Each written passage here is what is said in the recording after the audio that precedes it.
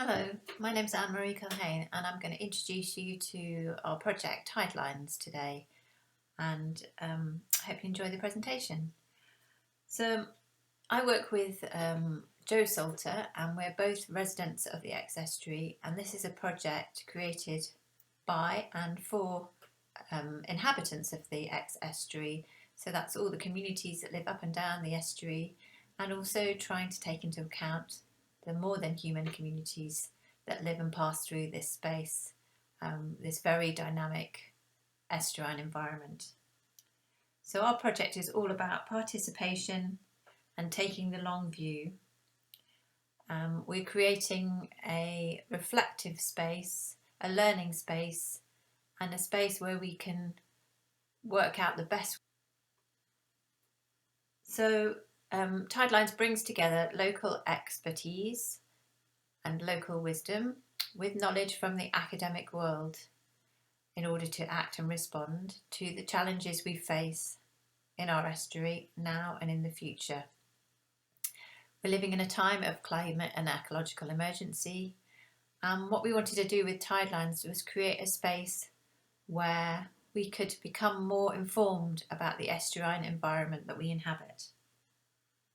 So this is our estuary in this drawing, and you can see the main feeder rivers, the Exe and the Clist coming in at the left, and at the bottom right, the kind of needle sticking in is Dawlish Warren. So our project starts with 3 questions. What do we want to know about our changing estuarine coastline in the past, the present and the future? How can we celebrate and learn more about this estuary, which is our shared home?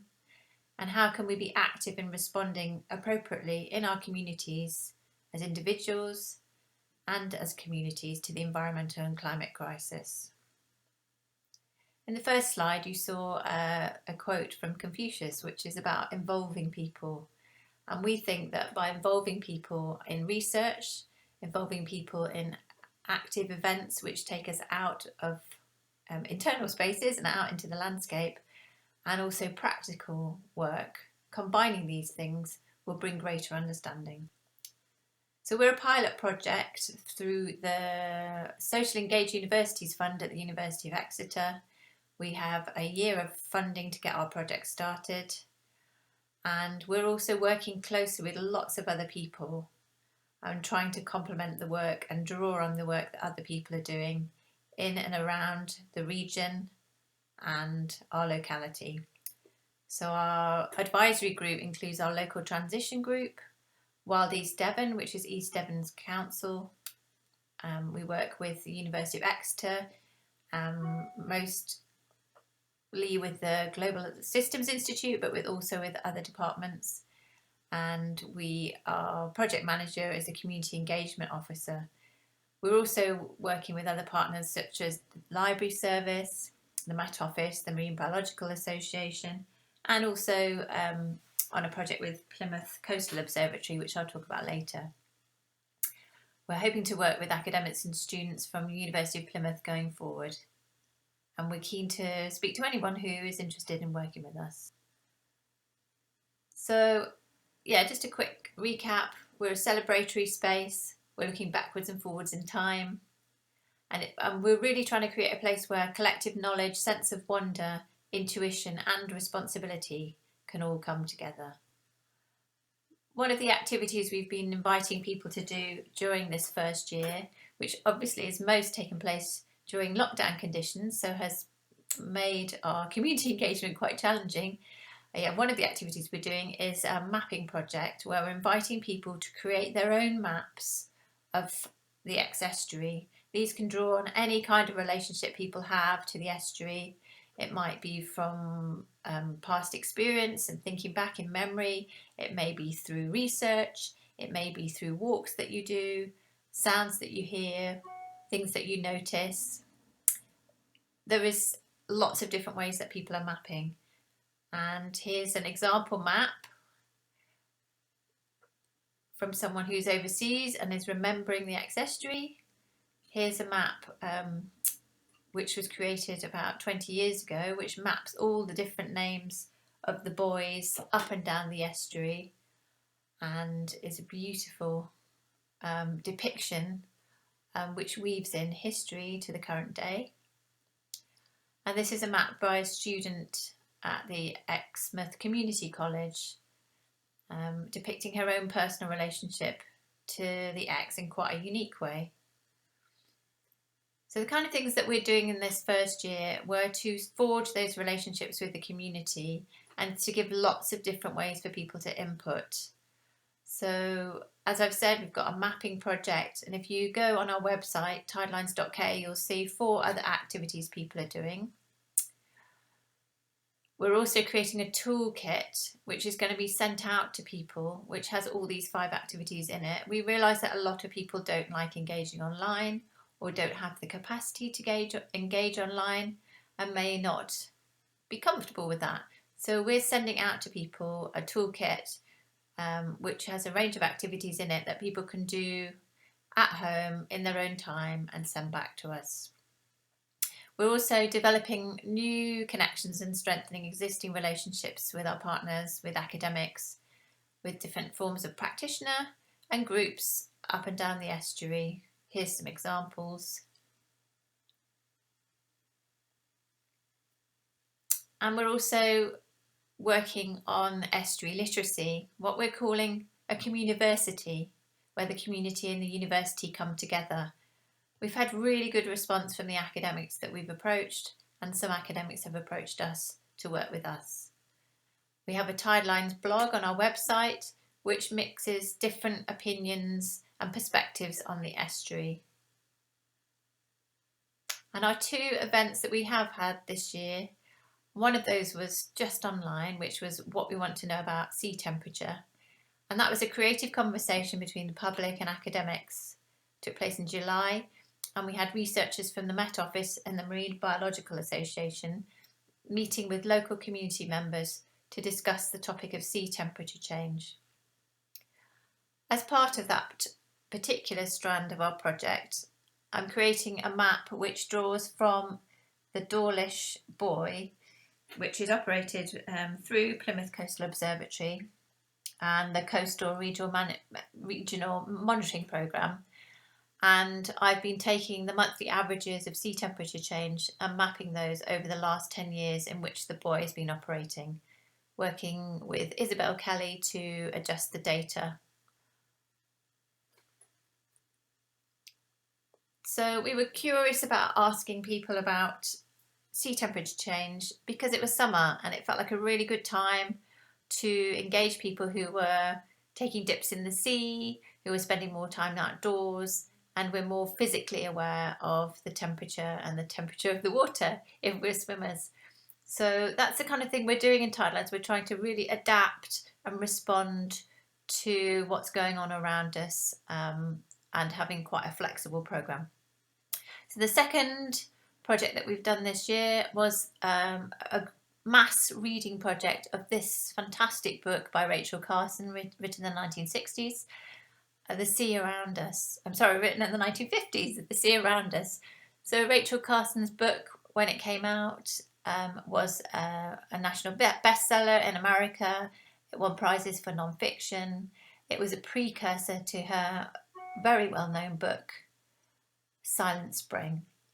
And Rachel Carson was actually a marine biologist, and her first love was oceans and the sea.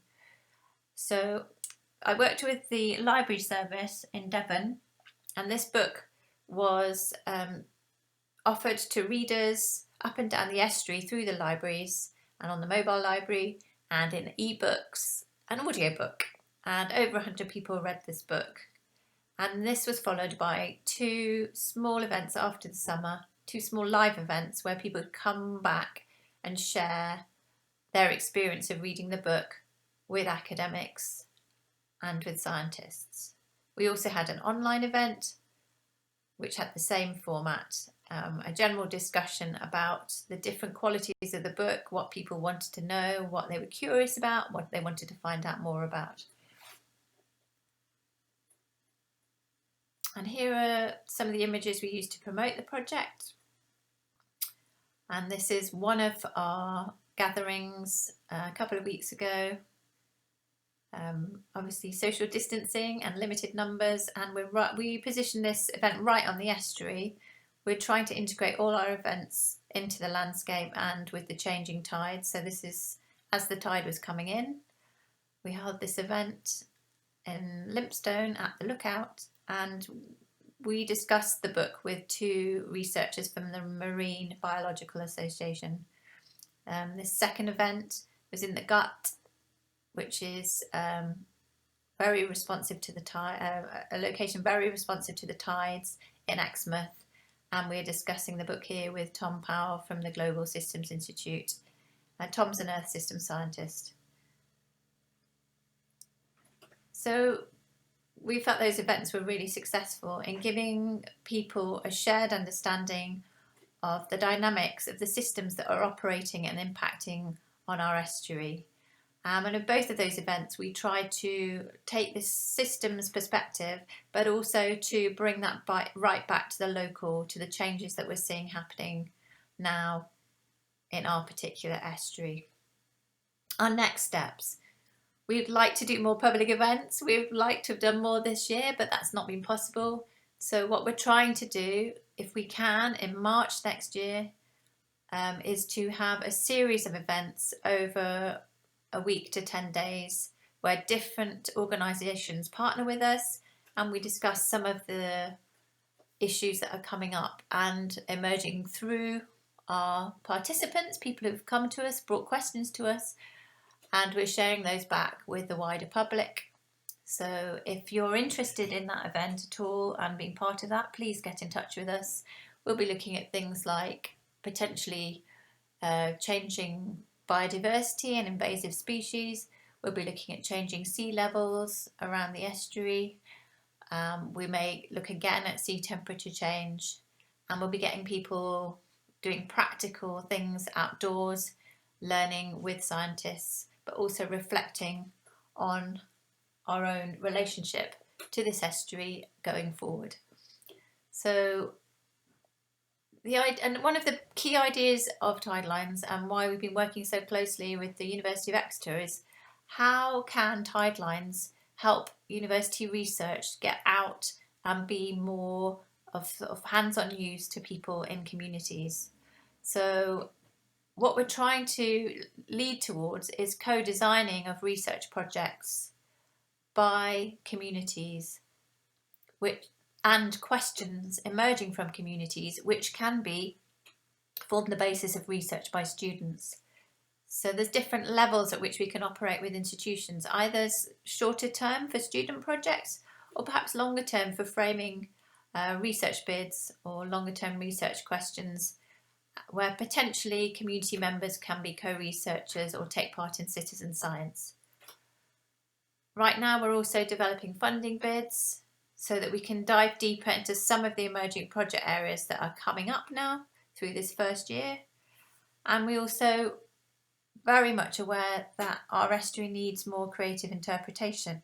There's no centre or no key interpretation point for our estuary, and we think that's a real shame, and that's a real opportunity on many different levels to bring knowledge to more people. And we also want to create an archive. We really don't want our work to be something which ends when the money ends. We want there to be sustained legacy. So what we're aiming towards in summary is a research hub that cares for, adapts to and responds to the changing coast and estuary and the people and the more than humans who live here with us.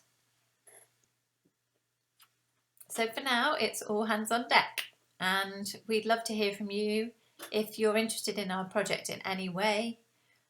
At the moment, we're working on very limited hours. We would like to be working more, so we need to try and attract more funding. And we think what we're doing can be of interest to academics and researchers who want a really considered and expert form of public engagement. We're genuinely interested in engaging with our communities. We're working in the place that we live. We really care about it. And we're really interested in different ways of getting information across. We're artists, we like to do things differently, we like to explore and take risks. So please get in touch with us. Here are all the ways you can get in touch. The best way is probably to join our mailing list, which you can find on our website, tidelines.uk. And these also, all the other ways, Facebook, Instagram, Twitter. But ideally, drop us an email and we'll have a conversation and let's make something happen. Thank you.